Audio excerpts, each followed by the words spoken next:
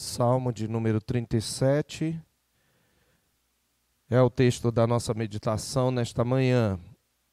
Porém, nós vamos expor apenas até o versículo 11. Nós deveremos ter mais de uma mensagem neste salmo, possivelmente pelo menos mais uma.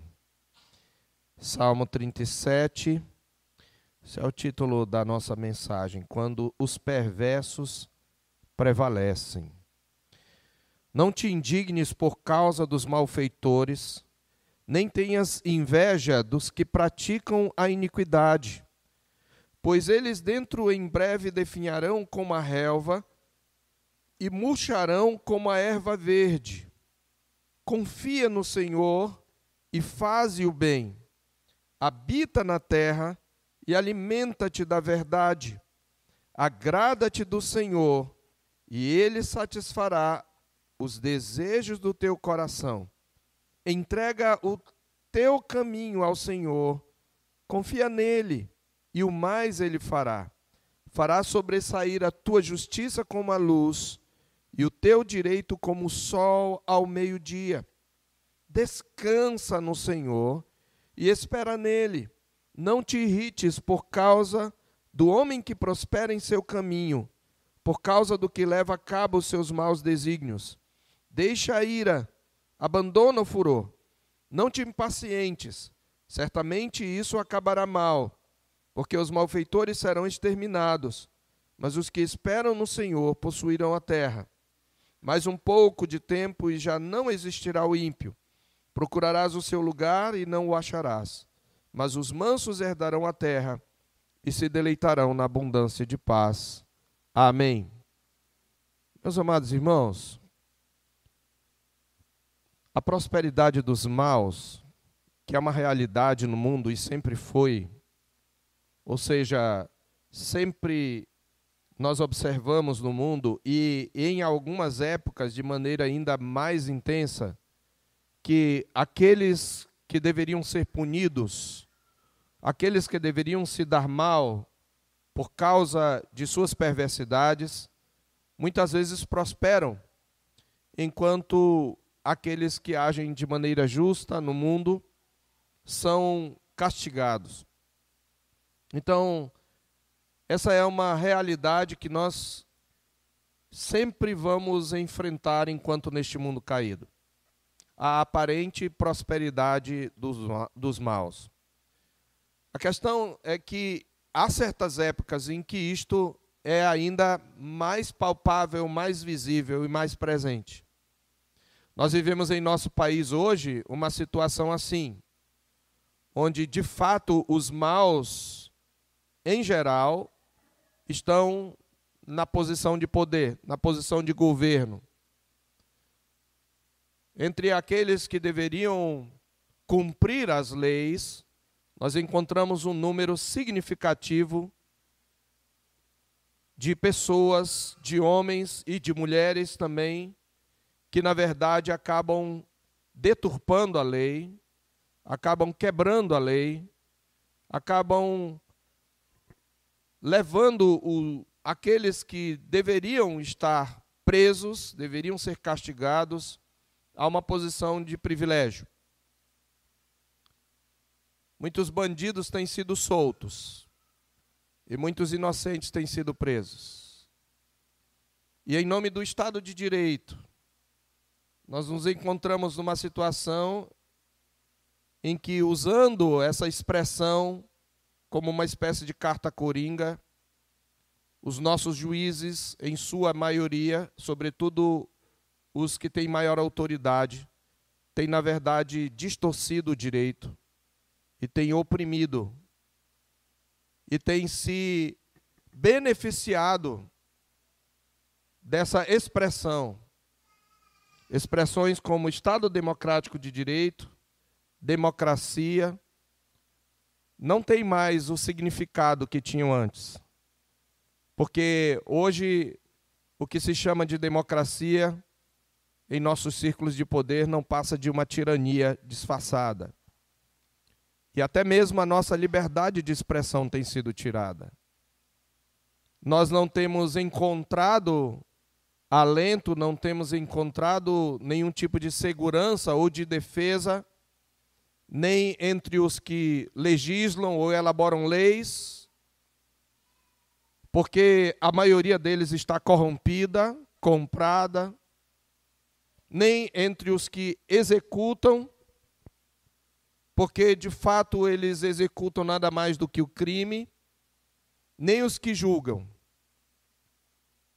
Eu acredito que, como eu, a maioria dos irmãos se sentem governados por uma verdadeira quadrilha, na verdade. E isto traz certamente indignação. E quando nós olhamos o mundo de um modo geral, nós observamos ainda que há um avanço do paganismo, há um avanço de um espírito anticristão, há uma inversão de valores. E a defesa do bem, a defesa da justiça tem sido criminalizada, inclusive. Isto gera indignação. Irmãos, a questão é que a prosperidade do mal será uma realidade. A prosperidade dos maus será uma realidade neste mundo até a vinda de nosso Senhor Jesus Cristo. E quanto mais se aproximar da sua vinda, maior será essa prosperidade. E o grande problema dessa prosperidade não é o fato dos maus aparentemente se darem bem. O grande problema dessa prosperidade para nós é que ela pode ser um tropeço para o justo. Aqueles que muitas vezes vivem uma vida justa e veem o mal prosperar, são tentados a negociar a sua integridade, são tentados a abandonar a sua integridade, porque começam a ver que o mal compensa. Então, a prosperidade dos maus é uma das grandes tentações e é um dos tropeços para o justo. Primeiro porque, ao ver os perversos prosperarem em sua perversidade, em sua impaciência e em sua indignação, primeiro, o justo é tentado a fazer justiça com as próprias mãos. Quando a indignação diante da prosperidade dos maus nos domina e nós não vemos ninguém nos defender, nós tomamos o martelo de juiz e a espada de justiça em nossas mãos. O problema é que, como diz a palavra de Deus, a ira do homem não produz a justiça de Deus. Segundo a perversidade, a prosperidade dos perversos, ela é uma tentação para nós, porque a prevalência do mal e da opressão tende a minar a nossa esperança e roubar a nossa alegria. Nós somos tendentes a olhar tanto para isso que nós perdemos de vista também as bênçãos e as evidências da bondade de Deus no mundo, e nós nem conseguimos enxergar o pouco de justiça que ainda é, de alguma maneira, praticada nesse mundo. Então, a prosperidade dos maus, eu quero que você comece com isso em mente. Ela pode ser um tropeço para mim e para você. E muitos têm tropeçado. Primeiro, porque ela nos leva, em nossa impaciência, a querer fazer justiça com nossas próprias mãos. Vou fazer um teste e você vai responder dentro de você. Se você tivesse um revólver na mão e você pudesse executar justiça ou matar e tivesse a oportunidade de matar alguém em especial que você vê que causa grande mal, não só a sua vida como a da nação, e tivesse a certeza de que você não seria condenado e sairia impune, o que você faria se essa pessoa passasse na sua frente? Graças a Deus, que Deus não coloca o revólver na mão de muita gente, porque muitos teriam feito justiça com as suas próprias mãos. Então, grave isto, a prosperidade dos maus pode ser um tropeço para nós, primeiro, porque em nossa impaciência nós somos tentados a fazer justiça com as próprias mãos, achando que nós temos os parâmetros corretos e perfeitos. Segundo, ela é uma tentação para nós, porque a prevalência do mal tende a minar a nossa esperança e roubar a nossa alegria. Porque nós nos indignamos, às vezes ela toma de tal maneira conta de nós, que nós nos esquecemos de nos alegrar com as coisas que Deus ainda nos dá. Nós temos dificuldade de ser felizes enquanto os maus prosperarem, e os maus começam a se tornar até ídolos para nós, porque nós vivemos em função de ver o fim deles. Ou seja, o nosso prazer maior não estará no Senhor, mas em ver o fim dos maus. E isto é idolatria. Mas há uma terceira razão porque a prosperidade dos maus é uma tentação para nós. É porque o sucesso daqueles que praticam a injustiça nos incita à inveja que corrompe a integridade. O sucesso daqueles que praticam a injustiça nos incita à inveja que corrompe a integridade. A gente começa a pensar, não vale a pena.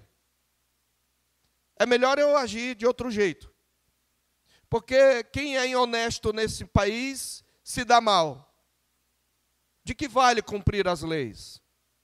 Em outro salmo, Salmo 125, verso 3, Davi menciona esse perigo quando diz: o cetro dos ímpios não permanecerá sobre a sorte dos justos, para que o justo não estenda a mão à iniquidade.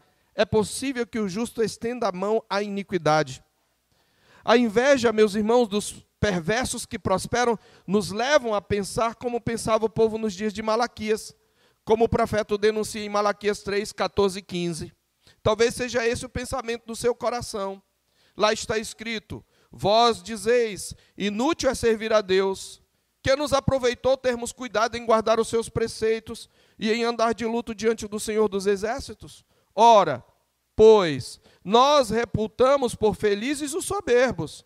Também os que cometem impiedade prosperam.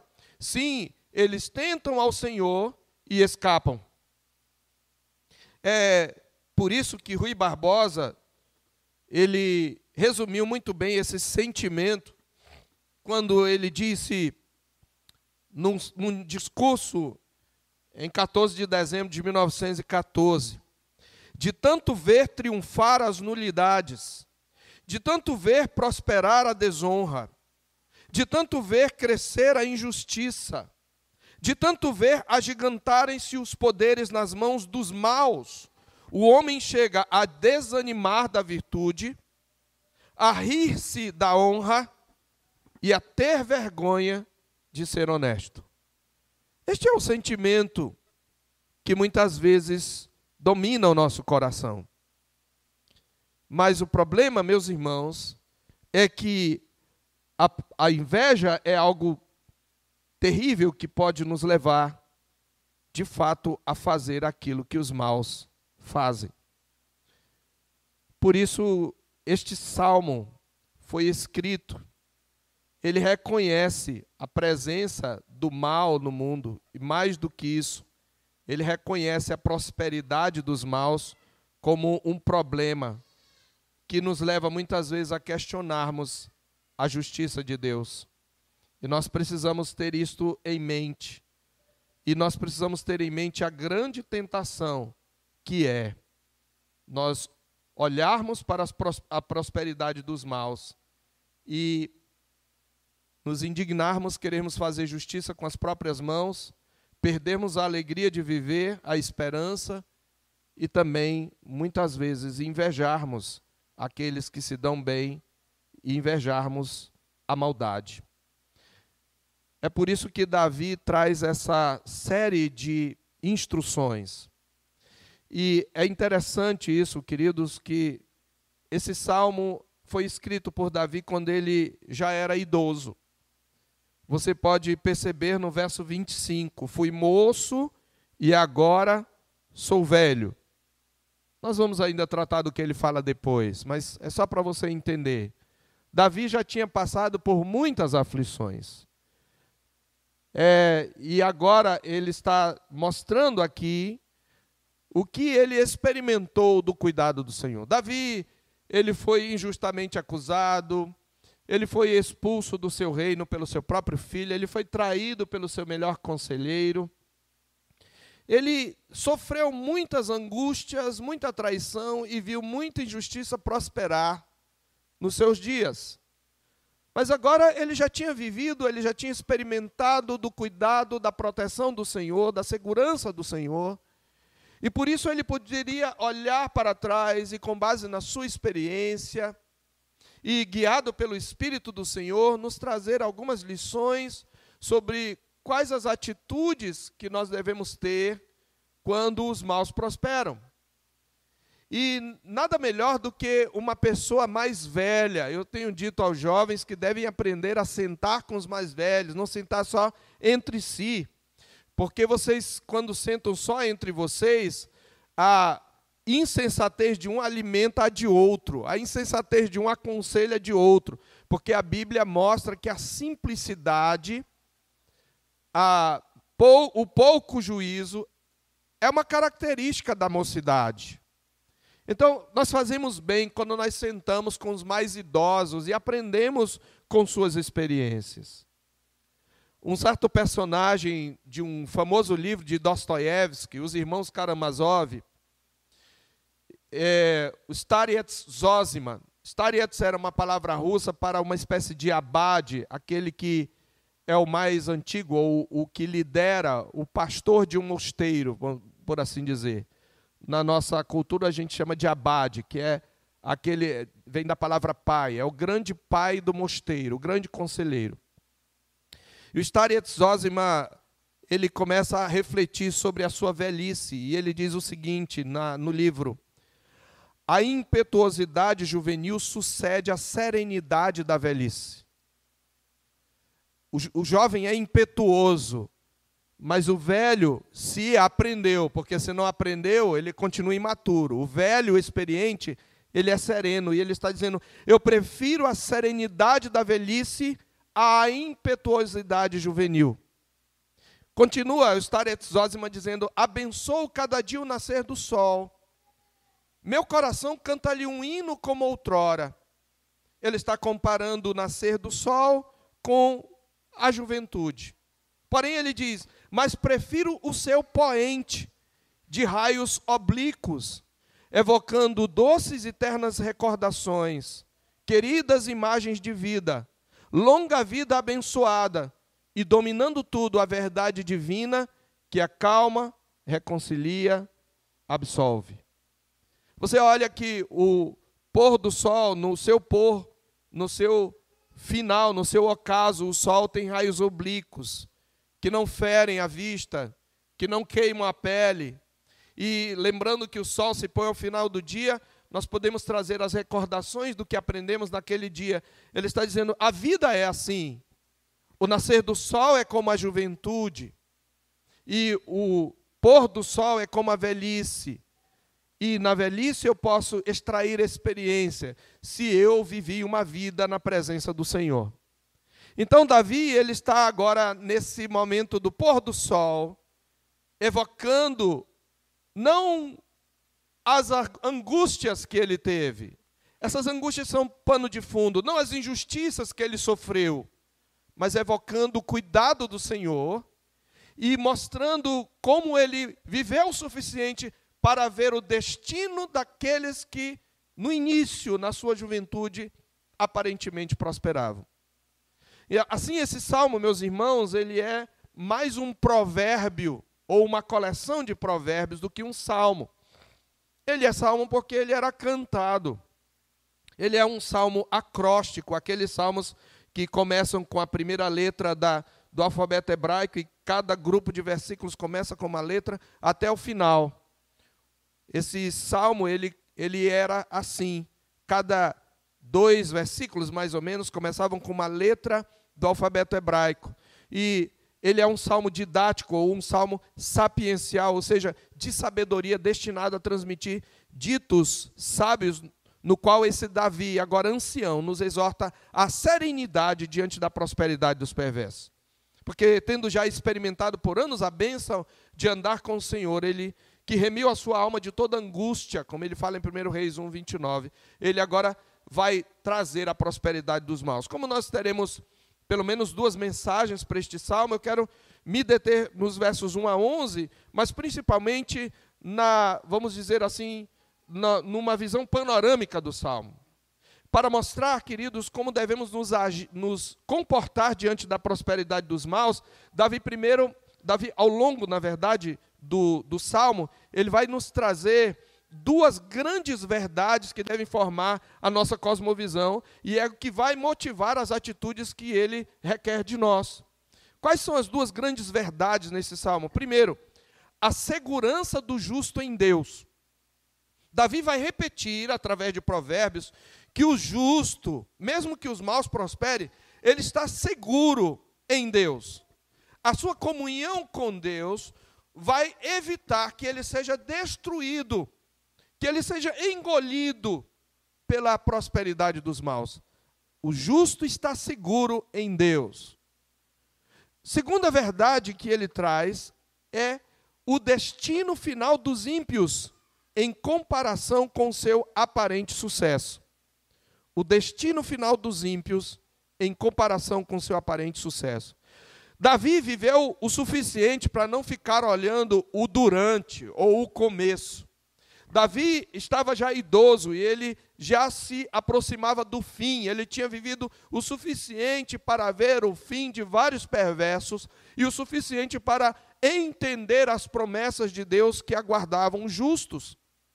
Então, em sua primeira parte, este salmo se concentra nas exortações ao justo, como ele deve se comportar diante da prosperidade dos perversos, com alguns provérbios que contrastam o justo e o ímpio, mas principalmente exortações. Observe os verbos no imperativo. Verso 1, não te indignes, nem tenhas inveja. Verso 3, confia. Verso 4, agrada-te. Verso 5, entrega. Verso 7, descansa. Verso 8, deixa a ira. Até que no verso 8, nesses versos você vai ver uma justificativa para os imperativos, mostrando o final dos ímpios em comparação com seu aparente sucesso presente.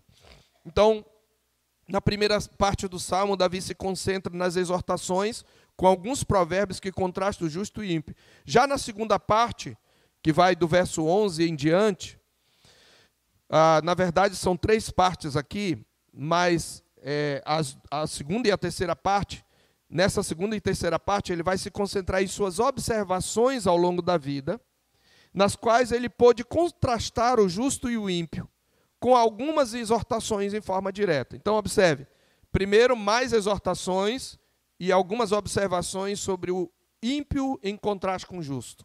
Na segunda parte, mais observações sobre o contraste entre o ímpio e o justo, e algumas exortações. Como nós já sabemos, a estrutura acróstica visava especialmente a memorização, porque associada às letras do alfabeto era mais fácil o discípulo ouvir. Ele bem poderia estar, portanto, no livro de Provérbios, com o qual ele traz grandes semelhanças. Também, meus irmãos, este salmo é um salmo recheado de promessas. Alguns temas recorrentes aqui é o que Davi pressupõe: a herança e a habitação futura dos justos na terra. Essa é uma das promessas. A herança e a habitação futura dos justos na terra. Versos 3, 9, 11, 22, 29 e 34. Ao longo de todo o salmo, aqui e ali, com frequência, Davi diz, olha, os justos no futuro habitarão esta terra e herdarão esta terra, e os ímpios desaparecerão. Um outro tema recorrente é a destruição final dos ímpios. Versos 2, 10, 13, 17, 20, 36 e 38. Veja quantas vezes a destruição final dos ímpios. E um terceiro tema é a segurança dos justos no Senhor. Versos 4 a 6, 11, 17, 18 e 19, 22, 24, 28, 29, 34 e 37 a 40. Essas são as 3 grandes verdades que vão fundamentar as exortações de como devemos lidar com a prosperidade dos maus. Antes de nos dizer como devemos lidar, ele vai dizer por quê. Nós precisamos entender por quê. Porque há uma herança prometida para nós. Porque a destruição final dos ímpios já está selada. E porque Deus promete que estaremos seguros nele. Então é nesse contexto que os primeiros 11 versículos contêm a maior concentração de advertências e exortações contra a impaciência, que nos impulsiona a sermos dominados pela indignação, pela inveja e pelo desânimo diante da prosperidade dos maus. Quais são esses imperativos? Então, quando os perversos prevalecem, o que devemos fazer? Primeiro imperativo, não te indignes. Não te indignes. Essa palavra aqui não quer dizer que você não pode sentir indignação de jeito nenhum. Isso seria contraditório, porque a Bíblia diz, irai-vos e não pequeis. A Bíblia fala várias vezes de Jesus ficando indignado com alguma situação. Mas o que ele quer dizer então por não te indignes? Quer dizer então que eu tenho que olhar o bandido, governar, julgar, legislar e está tudo bem, eu vou ter sangue de barata? Não é isso. Mas essa palavra não te indignes traz a ideia de ferver de raiva. Essa é a ideia. Literalmente é isso. Não ferva de raiva. O que ele está dizendo é, não deixe a sua ira chegar ao ponto de ebulição. Você sabe o que é o ponto de ebulição? É quando você, quem estudou, o mínimo pelo menos, acho que até o Fundamental 2 deve saber, né? Quando um líquido, por exemplo, ele alcança uma temperatura X e ele começa a ferver. E se você deixar, se for leite, o que vai acontecer? Ele vai transbordar. Se tiver sob pressão e você não desligar no momento certo, ele vai explodir. E o que o salmista está dizendo é, não se deixe dominar pela indignação a ponto de explodir, de ferver. Porque quando ferve e transborda, vai queimar quem está dentro, quem está do lado, quem está ao redor. E vai queimar você. Aí a ideia é esta, queridos. Não deixe que essa indignação te domine. Não deixe que ela seja o único tema da tua vida. Não deixe que ela guie as suas ações, as suas decisões, as suas palavras. O que acontece quando você está fervendo de ira? Quando alguém fala fervendo de ira, faz o quê? Grita, blasfema, fala palavras torpes, age de maneira violenta, faz coisas tresloucadas, porque está sob o efeito da indignação. Então, não te indignes. Esse é o primeiro imperativo. Por causa dos malfeitores. Ele não está dizendo, não te indignes por causa da tua esposa, que te lembrou que você esqueceu de capinar o quintal. Aí ela já começa errada.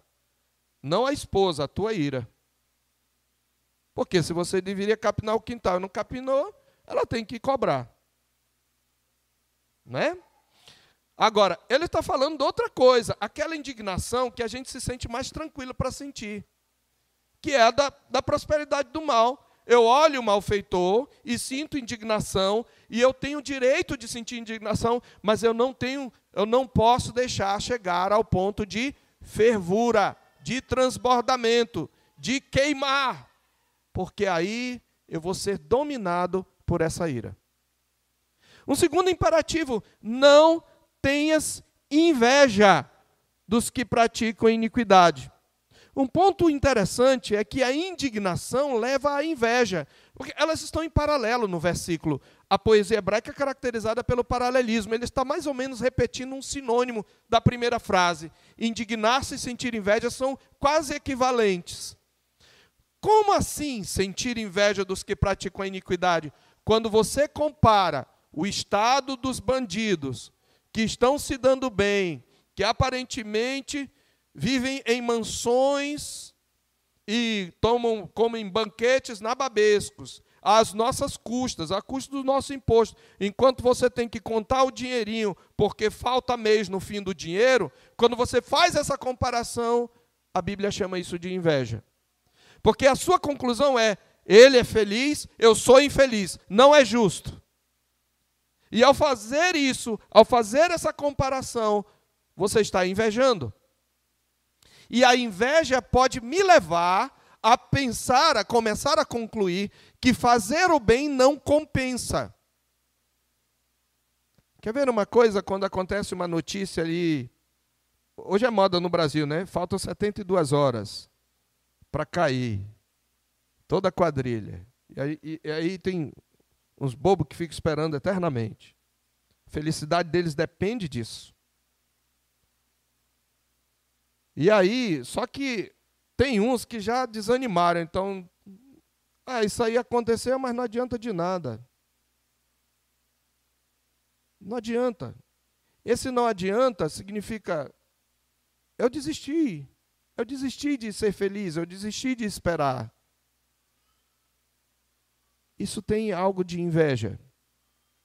Os Guinness, no livro O Chamado, ele diz com razão que, como o orgulho, a inveja é um pecado do espírito, não da carne. E assim é frio e altamente respeitável em contraste aos pecados quentes. Isso é, de péssima reputação da carne, como a glutonaria. A singularidade da inveja, analisa Guinness, está no fato de que é o único pecado em que seus praticantes nunca obtêm prazer e raramente confessam. Não é? Você tem prazer na inveja? E quando você tem inveja, não é. Inveja é um sentimento de desprazer. E raramente a gente confessa. Eu não confesso que eu estou inveja, eu confesso que é injusto ele ter isso e eu não ter. Não, isso não é inveja. Não é? Então, os seus praticantes raramente, nunca obtêm prazer e raramente confessam. Ele continua dizendo, a inveja entra quando, ao ver a felicidade ou o sucesso de outra pessoa, sentimos-nos questionados. Então, por causa da dor, da nossa autoestima ferida, procuramos rebaixar a outra pessoa ao nosso nível em palavras ou atos. Bem, temos de admitir que isso se torna ainda mais fácil e justificável quando nós percebemos ou apenas desconfiamos que aquele que obtém sucesso o faz mediante ações desonestas. E quando a gente não tem certeza, a gente lança uma acusação. Isso acontece até numa gincana de retiro. Ei, ó, não, aí tem alguma coisa. Colou. É fácil, né? O juiz deu aquele pênalti. Quantas vezes você fez isso, hein? E você às vezes nem tem certeza. Vejam, meus irmãos, a indignação justa e virtuosa existe. Mas o nosso coração enganoso e corrupto frequentemente torna a nossa justa indignação em um sentimento ambíguo, onde o clamor por justiça convive lado a lado com o orgulho e a frustração pessoal produzidos pela inveja. Além disso, quando diante da prosperidade dos perversos o justo estende a mão à iniquidade, isto significa que a inveja o venceu. Como disse ainda Os Guinness, a inveja é, em seu estágio pleno, um sentimento de rejeição, deslocamento e de destruição. Por isso ele diz, não ferva, não deixe que chegue a um estado de ebulição, não deixe isso te dominar. Não deixe que isso controle suas palavras, controle suas ações, suas reações, seu estado de ânimo. E não chegue ao ponto de achar que não vale a pena você continuar fazendo o bem. Por quê? Ele vai justificar, verso 2. Pois eles, os perversos, dentro em breve definharão como a relva e murcharão como a erva verde. Bom, às vezes o breve nosso não é o breve do Senhor. Você há de convir comigo que 2 minutos de dor intensa duram uma eternidade, não é verdade? 2, 3 horas de sofrimento são a eternidade. Mas o Senhor está prometendo, e Ele não mente. Em breve, aqueles que você vê prosperar, eles vão definhar como a relva. A palavra literal aí, no hebraico, é eles serão cortados, na verdade, como o mato. Quando você capina o mato. E quando você corta o mato, aquele mato verde vai, então, secar. E por isso ele diz, e murcharão como a erva verde. O Senhor está dizendo, eles vão ser julgados. Você crê nisso, crente? Eles vão pagar cada centavo. Você crê nisso, crente? A Bíblia está dizendo. Então, quando é que eu chego ao ponto de fervura? Quando eu me esqueço que há um Deus que julga, que é juiz de vivos e mortos, e a Bíblia diz que nenhum pecado ficará impune. A Bíblia diz isso. Todas as obras virão à tona. Eles podem morrer em paz, mas eles vão, diante de Deus, prestar contas. Então, por isso, eu não devo chegar ao ponto de fervura, porque há um juiz. E esse juiz diz, ele promete para nós, em breve, eles vão ser cortados. E eles vão murchar como a erva. O que devo fazer, então, positivamente? Verso 3. Então, não te indignes, não deixe que a ira ferva dentro de você. Em segundo lugar, confia no Senhor. Confia. A ideia aqui é de estar firme sobre uma rocha. Confia no Senhor. E a confiança no Senhor, ela se revela nas nossas ações. A fé é vamos dizer assim, uma atitude do coração, porém, tudo que está no coração se revela em nossas ações. Confia no Senhor e, consequentemente, faze o bem. Confia no que o Senhor falou, eles vão ser cortados. Eles vão murchar. Se você confia nessa promessa, faze o bem, continua fazendo o bem. Habita na terra e alimenta-te da verdade. Essa palavra verdade pode ser traduzida por fidelidade, mas é a mesma palavra para fé. É a mesma que está em forma verbal, lá em Gênesis 15, verso 6. Abraão creu em Deus e isto lhe foi imputado para a justiça. Fé e fidelidade, elas são dois lados da mesma moeda. A ideia é, habita na terra, vive pela fé. Não viva pelo que os seus olhos veem. Confie no Senhor, confie nas suas promessas, confie num Deus que é justo, na sua justiça. E se você confia no Senhor, você vai habitar na terra e você vai viver em fidelidade. Você vai praticar o bem. Terceira atitude que devemos ter diante da prosperidade dos maus: faze do Senhor o teu contentamento, ou agrada-te do Senhor, e Ele satisfará os desejos do teu coração. Agrada-te do Senhor. O que Ele está dizendo é, não põe o seu coração no seu desgosto, não põe o seu coração na sua desgraça, não põe o seu coração na sua indignação, não põe o seu coração na sua impaciência.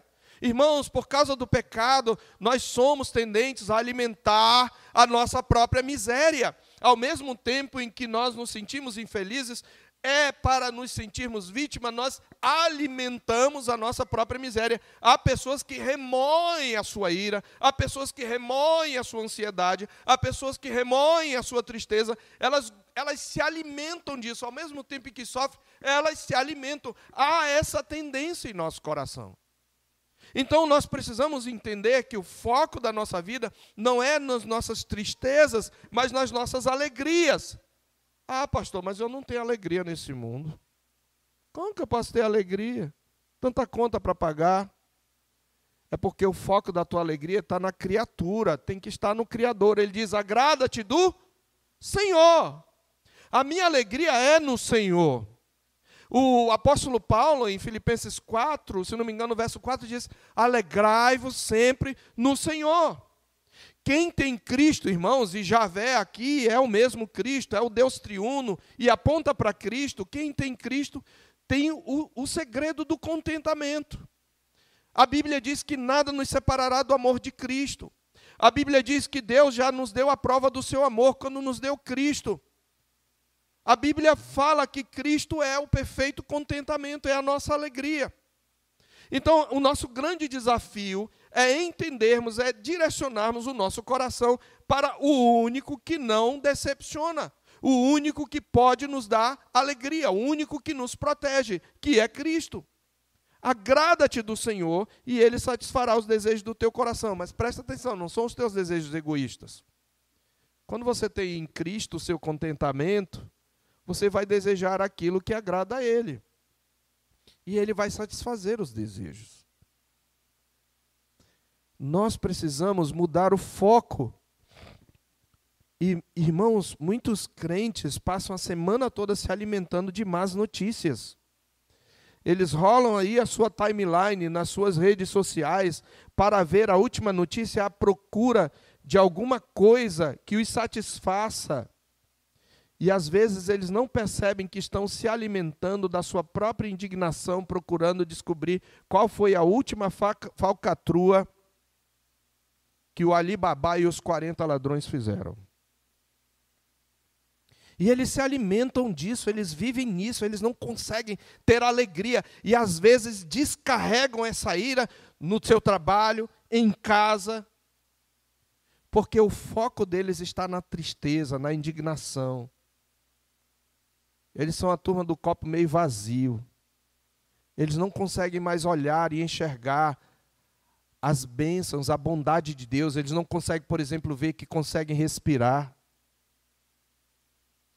Reverendo Juscelino fez a sua cirurgia da próstata.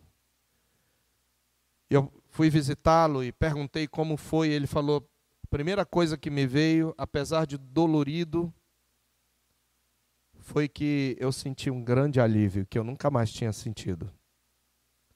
A gente esquece, a gente às vezes tem confortos, alegrias, que a gente não consegue ver, porque isso aqui está ruim, enquanto isso aqui estiver ruim, nada mais vale a pena.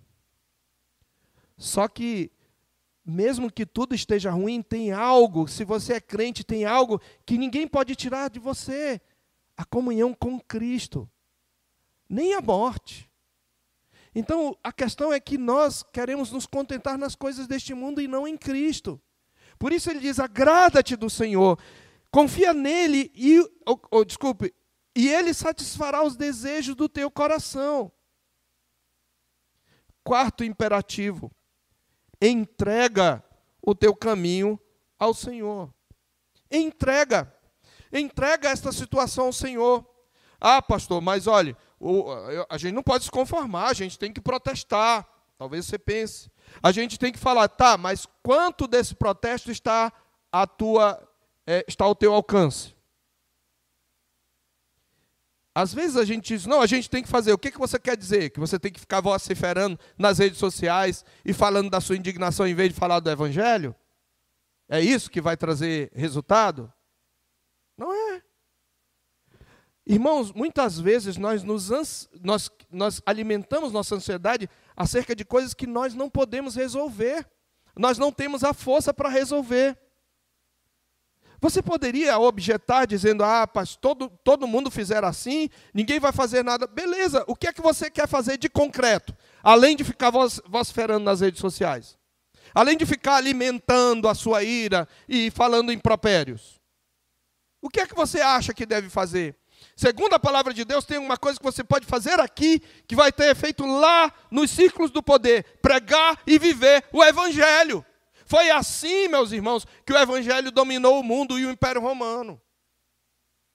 Agora, se você estiver numa posição de autoridade, ok, use a sua autoridade. Mas a maioria, quando chega lá, se cala. É que nem aqueles cachorros da internet que ficam vociferando um com o outro, aí o dono abre o portão, aí os dois mansinhos. Faz mais nada. Todo mundo é valente com o celular. Entrega o teu caminho ao Senhor. Confia nele e veja o que ele diz. E o mais ele fará. O que ele fará? Fará sobressair a tua justiça como a luz e o teu direito como o sol ao meio-dia. Um dia, se é que você pode falar da sua justiça, um dia a sua justiça virá como a luz. um dia todos verão a tua justiça. E, queridos, um dia todos olharão para os justos, e a Bíblia diz que eles resplandecerão como o sol no reino do seu Pai. Mas sabe o que é mais interessante? Que não é por causa da nossa justiça própria. Porque se vier a lume aquilo que a gente não diz para mais ninguém, a gente vai junto ser ceifado, porque Deus não tolera o menor pecado. Mas graças a Deus que é a justiça de Cristo que está sobre nós. E é essa justiça que brilhará sobre nós, que vai levar os ímpios a olharem que ela é a que de fato perdura. Entrega o teu caminho ao Senhor. Quinto, descansa no Senhor. Verso 7. Aprenda a descansar no Senhor e espera nele. Que coisa difícil é esperar. Esperar até quando, Senhor? Até quando o Senhor quiser. Sabe por quê? Porque enquanto você espera, Deus está usando a prosperidade dos maus para tratar o teu caráter, para moldar a tua vida, para tornar você mais semelhante a Jesus. Sim, Deus usa até as injustiças que sofremos para nos tornar semelhantes a Jesus. A palavra de Deus diz o quê? Sabemos, ou temos certeza que todas as coisas cooperam para o bem daqueles que amam a Deus. Está dizendo tudo, irmãos, cada detalhe da vida. Qual é o bem? Porquanto os que de antemão conheceu, também os predestinou para serem conformes à imagem do seu Filho, para que ele seja o primogênito entre muitos irmãos. Sabe qual era a pergunta que você devia fazer diante da injustiça, seja sofrida diretamente, pessoalmente, seja a injustiça que você vê ao seu redor? Senhor, de que maneira eu posso usar isso para ser mais semelhante ao Senhor? De que maneira eu posso usar essa situação para que Cristo brilhe em mim? Essa é a pergunta que devemos fazer. Para isso, nós precisamos descansar no Senhor e esperar nele. E por último, deixa a ira e abandona o furor. Se você já está irado, se você já está indignado, abandone isso. Não se impaciente. Por quê? Porque isso vai acabar mal. Isso vai levar você à destruição. E dos versos 9 a 11, o salmista inicia a comparação, justificando as suas exortações. Porque os malfeitores serão, o quê? Exterminados. A pergunta é, você crê nisso, crente? Você realmente crê nisso? Irmãos, quanto mais nós crermos nisso, mais mansos nós seremos. Ele diz, os malfeitores serão exterminados, mas os que esperam no Senhor possuirão a terra. Você crê nisso? A terra não será possuída pelos valentes.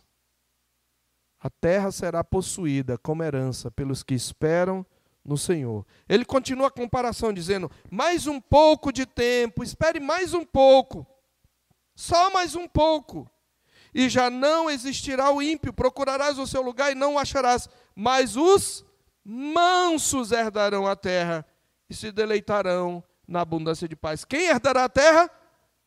Não é a quem ferve de ira, não é quem vive se vociferando, não são os valentões, não são os violentos, são os mansos.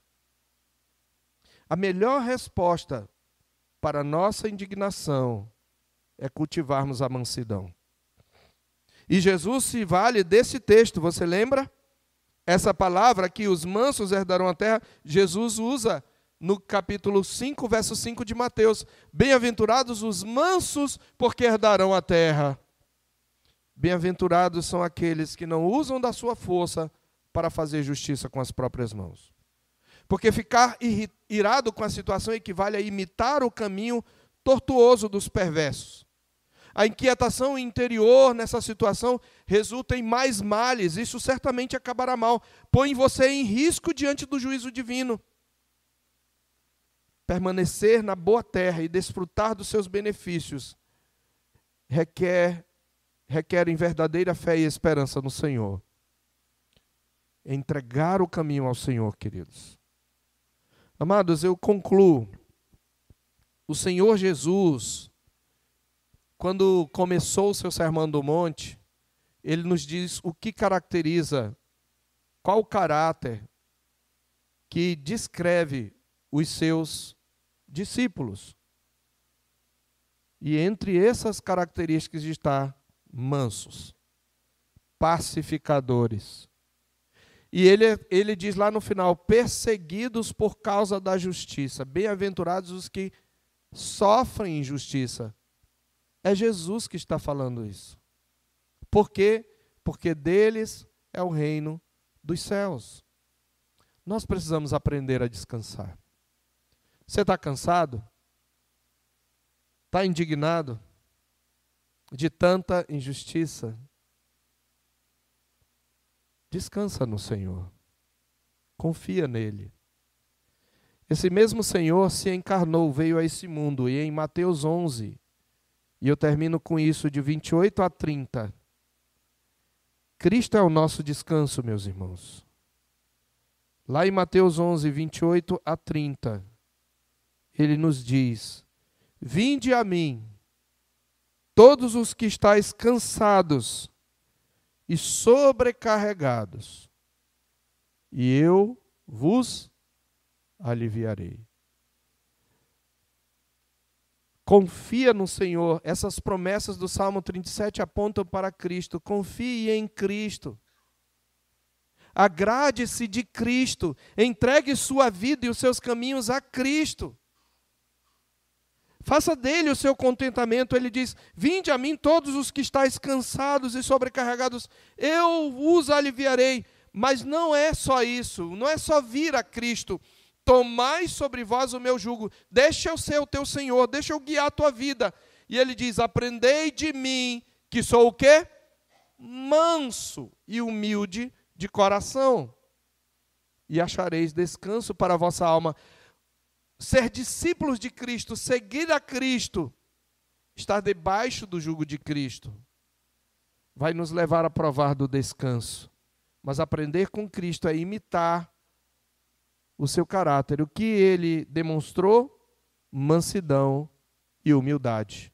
Aprendam comigo, diz Jesus, porque o meu jugo é suave e o meu fardo é leve.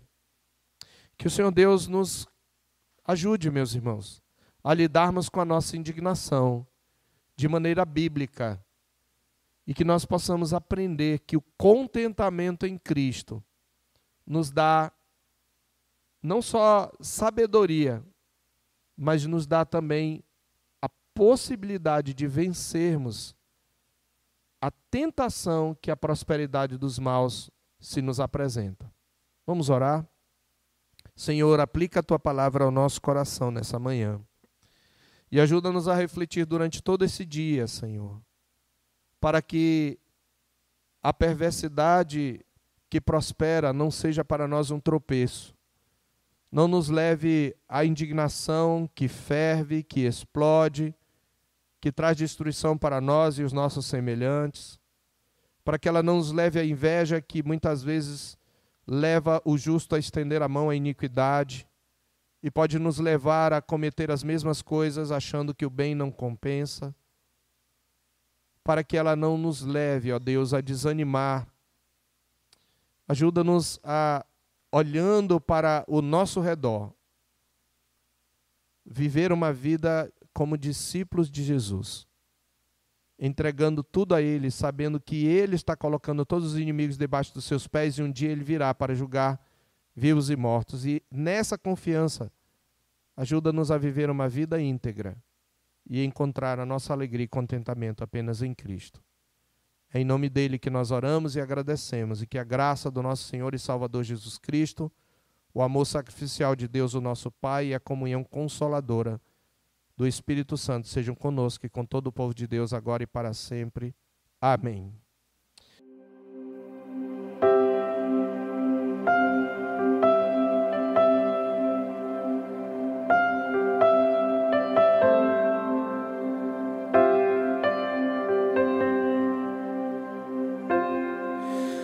Tu és bem-vindo aqui.